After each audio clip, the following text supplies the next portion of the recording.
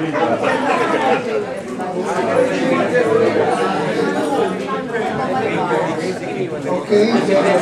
here from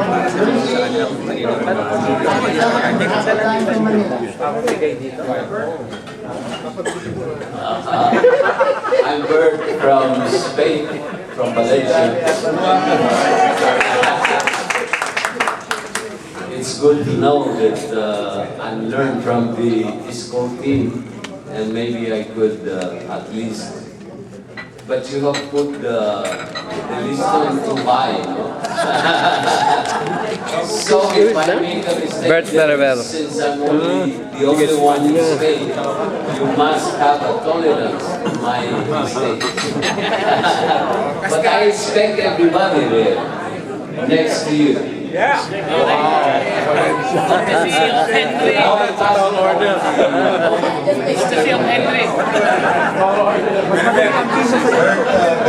Was a classmate of Chao Chua in high school and in college as well. Go ahead, Tony. So stand up, please. I was paying attention. What exactly am I supposed to do? Just introduce yourself, your wife, and how you want to be remembered. Oh, okay. How we want to be remembered. Okay, well, 61, 65, 69 is very important to me because everything happened to me in 69. I graduated in 69 with you guys. And you did the 69.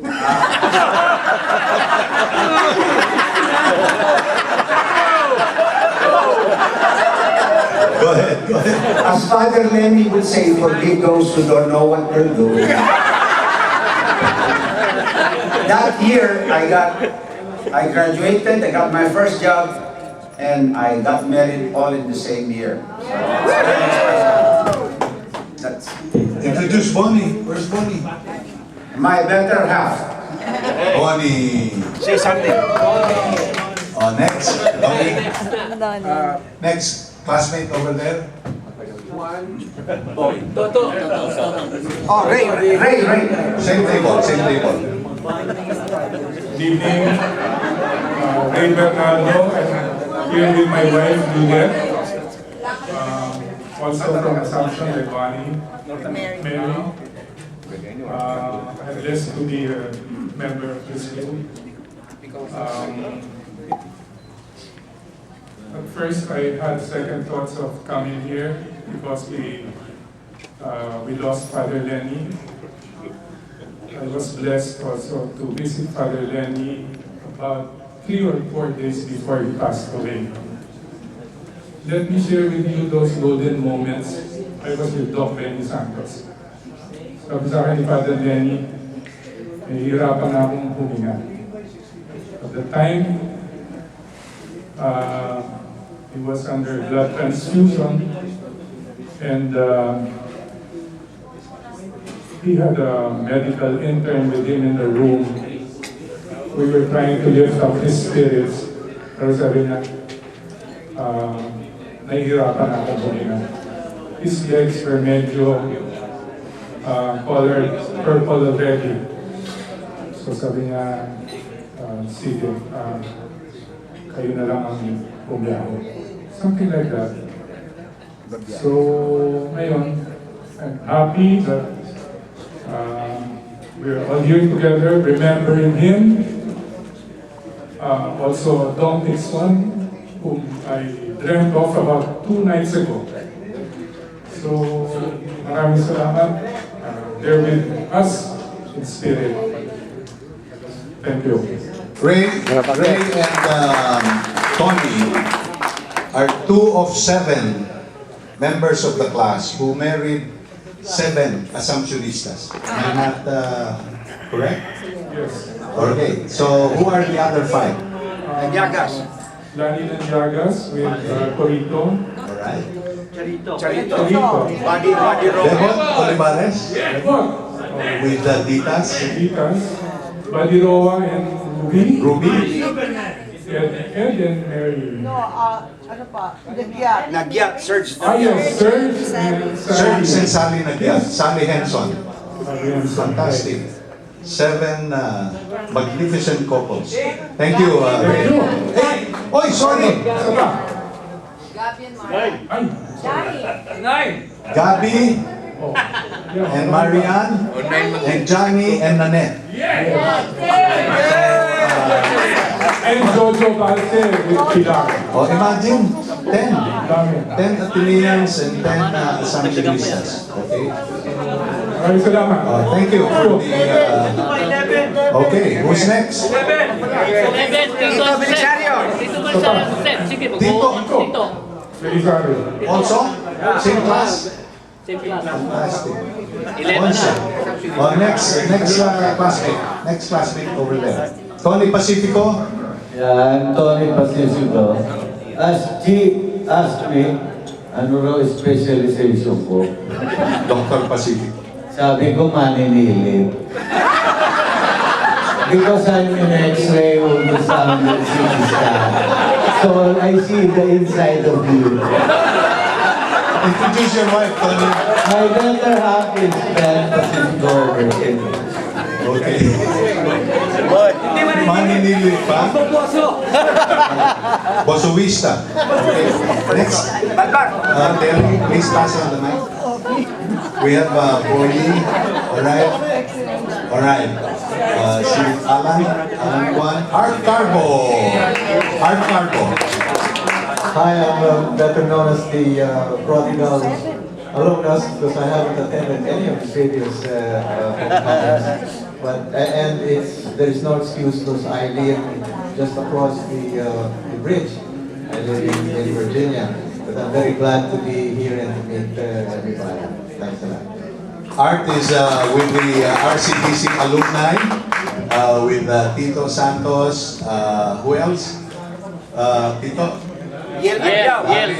Martinez and Yel Adjao. Okay. Oyen. So next classmate. Yeah, hi guys. I'm Manoli. Manoli Rivera. Yeah. Oh, yeah. And I haven't attended any of the gatherings of the class, but by chance, the website came out in the. I'm from Vancouver, British Columbia, and we have a very active Ateneo alumni group there, and they came out with your website. And I said, wow! And then I just heard that Father Lenny passed away. I really felt so bad. And then I started to miss the class. And so when I saw the website, I said, my God, is it true that the class is having a reunion, only our class? And because normally when you have a reunion, it's with many other Ateneans. But this is just our class. Then my wife was asking, where are you going? And I said, I'd like to go to attend the reunion. And they said, and she said, what reunion? Said, they call themselves Buangan. And then my wife said, you know what that means? Because she's Visayan, right? That means crazy, yeah, I know. but you know what? I really want to attend. And I told her, getting together with, especially now, meeting all of you, it's as if I never left here, right? When we meet each other, we still say the same jokes. What a wonderful occasion, right? And really so touching. Yeah. Anyway, I'm so glad to be here and expect me to be my wife the next time around. Thank you. His wife is Tayin. Her name is Tayin. Go ahead, Buddy Braganza from San Francisco. I am the shy one.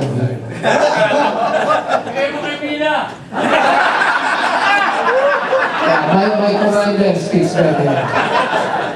But anyway, this occasion, or these reunions really bring back lots and lots of memories. And it makes all of us feel young.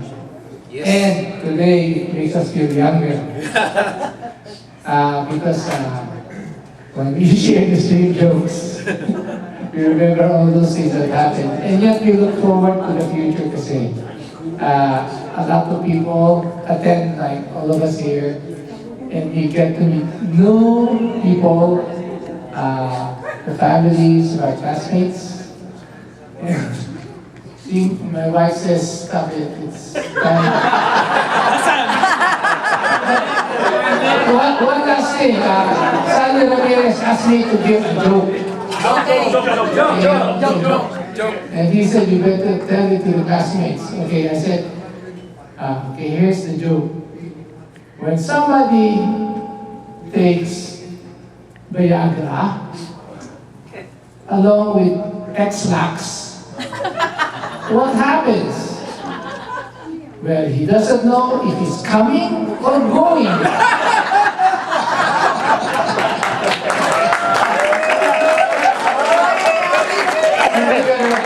Buddy is known as the Cardinal with a K. And in the East Coast, we have Monsignor Boni Huelgas. Monsignor Huelgas. Next. Okay, I'm Bobby, and this is my wife. He is the first Buwangan that we have joined, and we've missed a lot of the Buwangan, especially the one in Honolulu last year. And so we decided to make it a point to come before I forget all of your names. Bobby is a director of the Philippine Stock Exchange, an investment banker of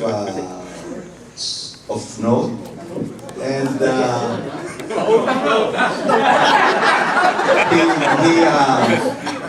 he donated a substantial amount through his company for the Father Lenny feeding program. Thank you, Bobby.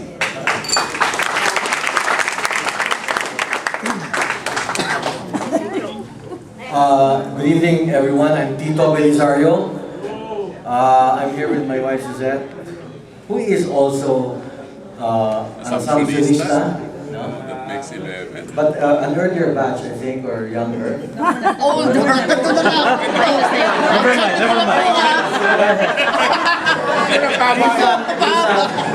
is not the first time I'm attending a Buwangan reunion because I was trying to attend the first Friday masses of Father Lenny. And he used to hold his masses at the Rockwell.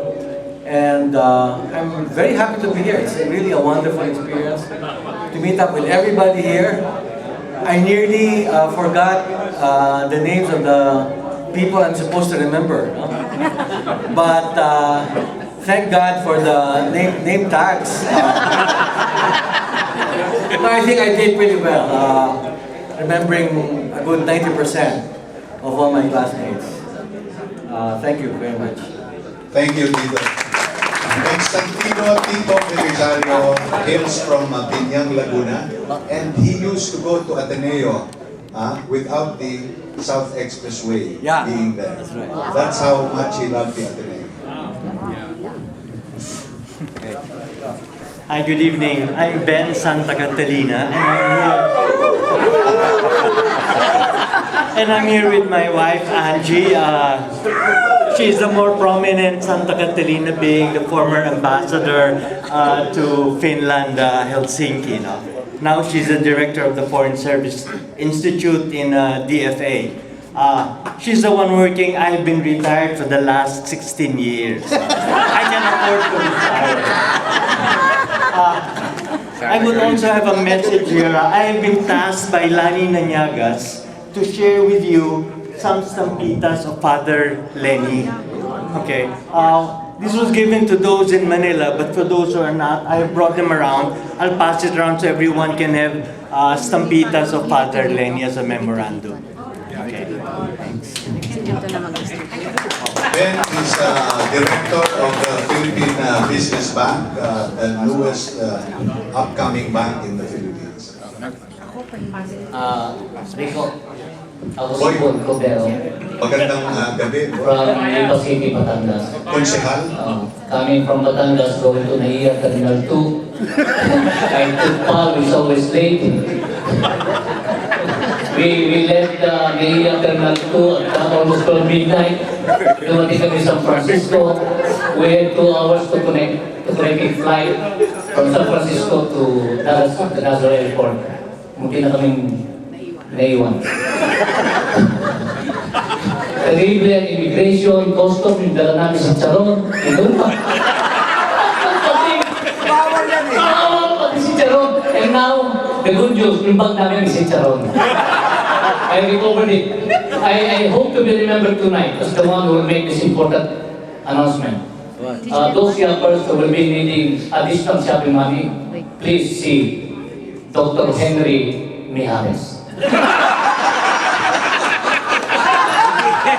Boy was former councilor of Lipa City, a practicing lawyer. He's one of the 4 lawyers who are in this hall. So kung may takot kayo, huwag kayong matakot. Takot nga kami, 4 na bugado eh. Paging Mr. Larry Martinez, you are needed here. Anyway, next. Toto. Ansberto Malvar. Alberto po, Alberto. Nagkamali yung registrar. 2 taon na bago pangalan ko. Toto Malvar po. Ang sabi sa akin ng asawa mo, lumakad ka. Pumunta ka doon. At puro na lang katutubo yung kasama ko rito. Pakatingin ka naman sa iyo, akin. Pero seriously, nag-iisipan ko, ito ang pinakamalaki. Kasi alam niyo kung bakit? Kailangan natin magpaalam na sa isa't isa.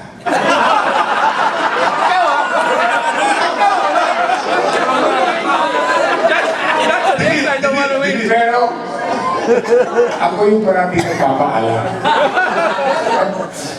So, yun lang. Ngayon, hindi ko kasama asawa ko eh. Kasi yung asawa ko galit na galit sa sistemang corrupt ni Napoles. Galit na galit siya talaga. Sabi niya, hindi naman pwede na binumura lang natin yung mga yan. Kailangan meron tayong gagawin. And just to start with ourselves, the way we operate, we're paying our taxes, etc. These kinds of things.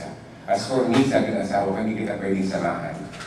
Kasi lalabanan ko yung mga alagad ni Napoles dito sa aming barangay. Kasi puro ghost projects doon, mahirap ang mga tao doon, katutubo, ninanakawan ng mga puto. So, hindi sumama sa akin, sabi ko, dito na lang po, meron tayong laban na gagawin dito. So, sabi na, hinihingi niya yung dasal ng mga klase ko, na dasal ninyo, kasi medyo mabigat yung laban niya to. Yung sekretary ng barangay namin, pinatay na. So, alam niya na delikado, alam niya na magastos. So sabi niya, dito ko, pero puntahan mo yung mga kaibigan natin, magpaalam ka. Hindi, kasama sa buhay yun eh.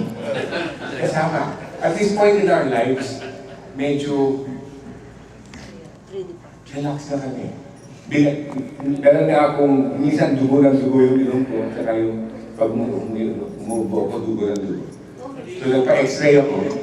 Paglabas ng x-ray, hindi maligo. Paglabas ng x-ray, nakalagay doon, suspicious mass on the left. Suspicious mass on the right. Consider, cancer. You know, the first feeling that I got was a feeling of gratitude. Kasi binigyan ako ng Diyos ng 62 years na. This happened 3 years ago. Sabi ko sa Panginoon, salamat Panginoon, at binigyan mo ako ng 62 napakagandang buhay. So, ito in this spirit, kaya sinasabi ko, magpapaalam tayo sa isa't isa. Dahil paano, binigyan tayo ng Panginoon ng napakagandang buhay. Especially our children. Salamat po.